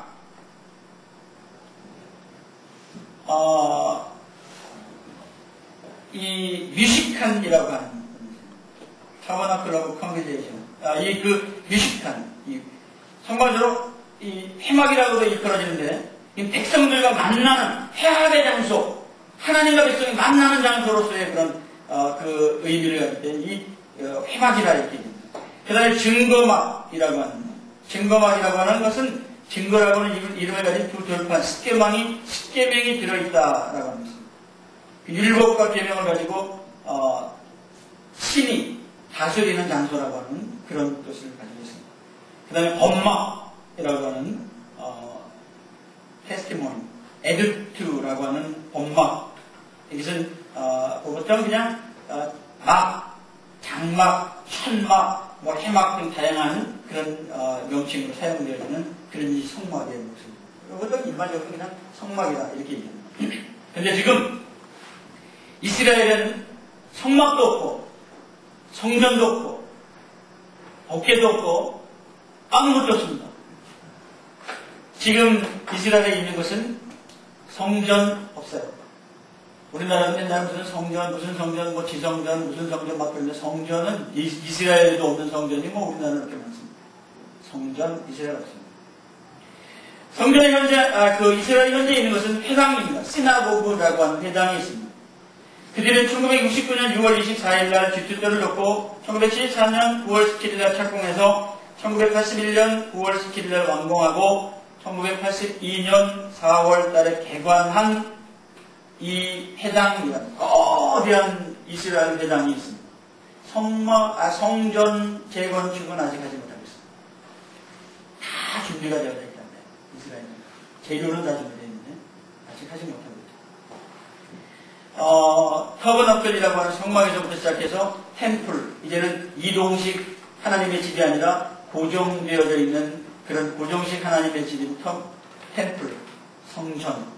이게 이제 7년 공사해서 만들어진 솔로몬 성전 있죠? 그 다음에 이제 4년 공사로 만들어진 스룹바벨 성전. 물론 이제 공사 기간이 4년은 아니고요. 기간 20년 걸려서 지은 거예요. 20년. 근데 16년은 놀다가 나머지 학계와 스가랴 선지자가 세게 말하니까 마음이 흥분되어 만들기 시작해서 3년 8개월 만에 번쩍 지은 것이 이 스룹바벨 성전입니다. 이 스룹바벨 성전은 솔로몬 성전보다는 이렇게 좀 간단하게 덜 화려하게 져졌다. 일반적으로 그렇게 이해되어집니다. 그리고 성전의 규모에 대해서는 그렇게 짓기로 되어져 있는데 그렇게 졌는지에 대한 역사는 확실하지 않습니다만 솔로몬 성전보다는 훨씬 더 높습니다. 30규빗인데 이것이 60규빗이니까 배 정도 높이가 돼요. 그런데 헤롯 성전은 120규빗이니까 그거보다도 또 배가 높습니다.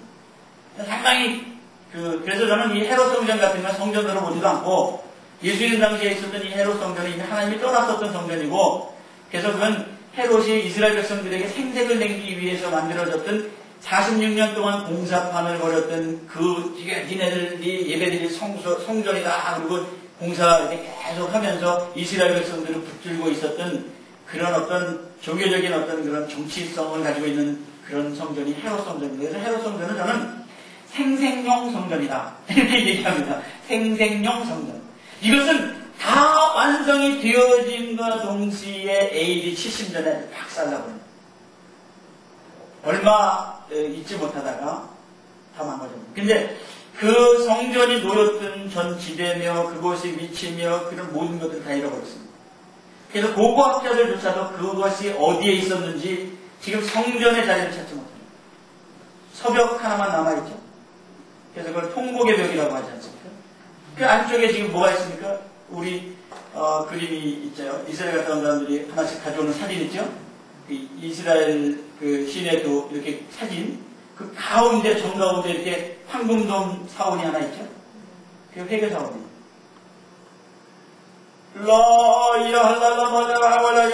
이따고 소리 하는 이게 회계 사원입니다. 그 자리가 성전이 있었던 자리가 아니었겠느냐라고 추정한 중. 그래서 머리 터지게 그렇게 이스라엘 사람들하고 회계사람들하고 기독교인하고 회계인들하고 이렇게 싸우는 거예요. 아브라함의 그 두 자손 이삭과 이스마엘의 자손들의 후손들이 서로 그 아버지 아브라함의 그 자리, 제사 지내던 그 자리를 놓고 그것을 성지로. 그래서 우리가 거기 그 성지가 회계 성지, 기독교 성지, 천주교 성지. 천주교가 그곳으로 탈환하여 들어가서 거기다가 바티칸 만들려고 싸운 싸움이 십자군 전쟁이에요. 그렇게 분리하려고 애들까지 이거 그냥 무장시켜서 세례 군자들이 이렇게 쫙 사열하면 그 다음에 이게 사다리 놓고 이게 올라가가지고 물을 가져가서 물을 확 뿌리면은 세례 받는 거야. 물 밑으로 통과하게 만들고 그렇게 해서 그 십자가 들고선 십자군 전쟁 내보내는 7차 원정했지만 실패하고 말았죠. 그게 십자군, 그게 천주교가 한 짓이었다고. 천주교의 세례는 딜이 갖다가 붙는 세례라고. 그래서 요즘도 세례라고 하는 그런 얘기들을 세상 사람들이 비아냥거리면서 쓰잖아요. 그죠? 뭐예요? 달걀 세례, 폭탄 세례, 뭐 땅돌 세례, 뭐 이런 거 많이 쓰고 있잖아요. 그죠? 이게 기계 세례라고 하는 거예요. 그게 세상 사람들이 비아냥을 쓰잖아요.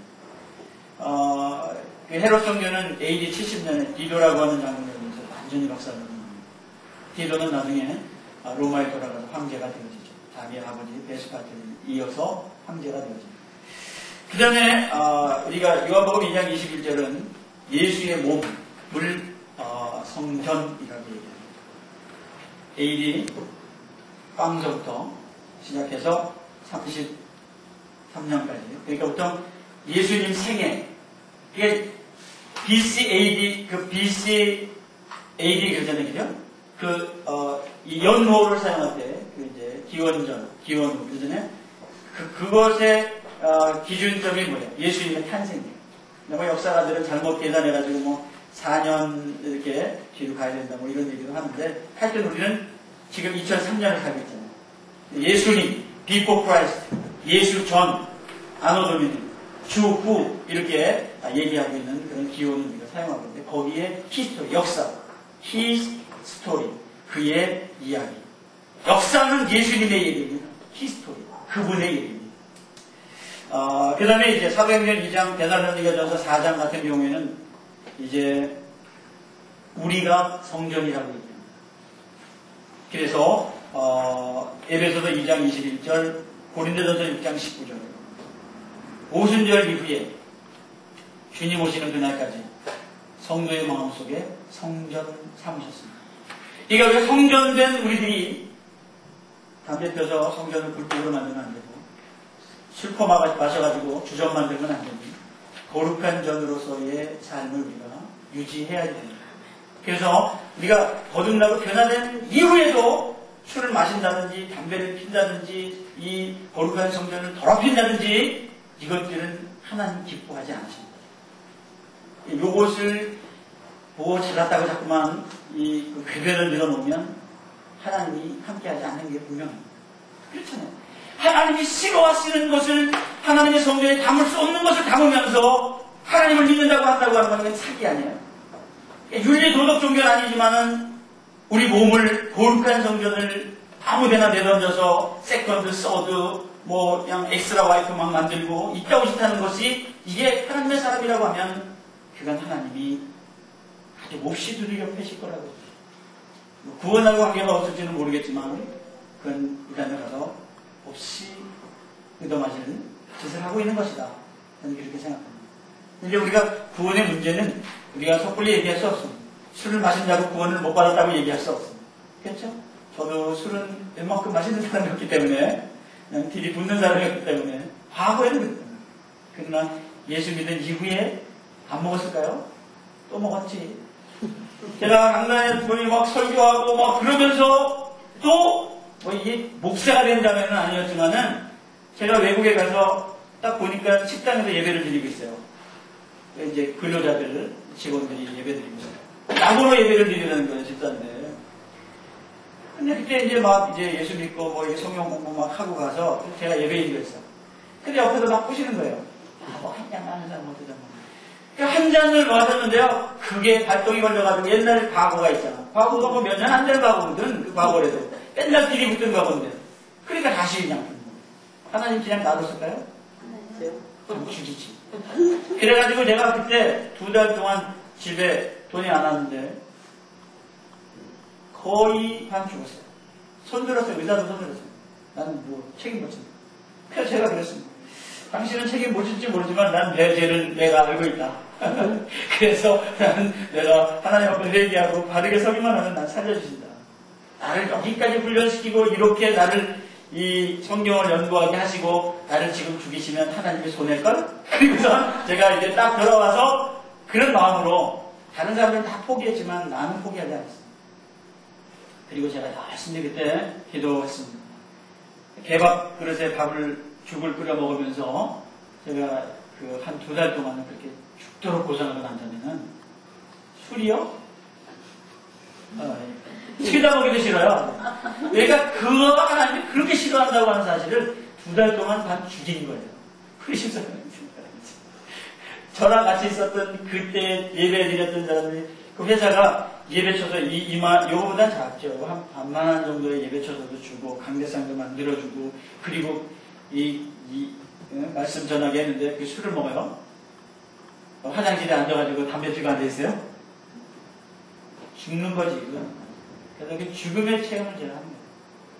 그리고 돌아와서 제가 정신차려를 열심히 신앙생활을 했어요. 그리고 그 이후에 저는 술, 담배 같은 거 하면은 뭐 인연을 끊었죠. 그러니까 그게 집사이면서도 말씀을 전하고 있으면서도 가르치고 있으면서도 이거 못 거든요. 한 번 하면 2번 하게 되고 2번 하면 3번 하고 그 싹을 딱 잘라버려야 돼요. 가사와 아스돗을 잘랐어야 됩니다. 가나안을 쓸어 버렸어야 되는데 남겨두다가 나중에 덤태기 씁니다. 다시 그들에게 덮여 씌우는 당하는 그 짓 또 하게 되는 거예요. 그런 경험이 저에게 있어요. 그 이후는 뭐 전혀 그랬다간 또 어떻게 얻어맞으려고 또 그 짓을 하는데 그걸 어떻게 견디고 그리고는 이제 교회로 그것이 이제 에스겔 40장의 천년왕국 성전으로 쫙 연결되고 그러니까 템플에서부터 터버너클에서 템플로 템플에서 그 다음에 이제 그 예수님에서 우리에서 에스겔 40장 이후에 영원한 성전으로 연결되어지는 성전의 과정들이 있습니다. 이건 이걸로 끝나는 게 아니에요. 하나님의 나라, 영원한 새 땅, 새 예루살렘성으로 연결되어집니다. 영원으로 가는 거예요. 이렇게 우리가 보는 거예요. 그 다음에 이제 성막의 중요한 기물들이 6가지 있다고 그랬죠? 그 노제단, 노새, 진설병상, 금등대, 분향단, 언약궤 이렇게 되어져 있습니다. 이게 6가지의 중요한 기물들입니다. 여기 보시면 요게 여기서부터 시작해요. 여기서 이제 들어가거든. 요게 노새로 만든 제단입니다. 노제단. 그래서 이 동쪽으로부터 성막으로 들어가면 처음 보이는 이게 동쪽입니다. 이것은 내려가든 올라가든 어디로 가든 항상 해돋는 쪽을 향하게 되어져 있어요. 여기 해돋는 쪽은 이쪽입니다. 항상 이들은 이렇게 만들어요. 해돋는 쪽. 여기가 선두지파가 있습니다. 여기에 모세와 아론과 본부가 있습니다. 그리고 1진, 2진, 3진, 4진이 있습니다.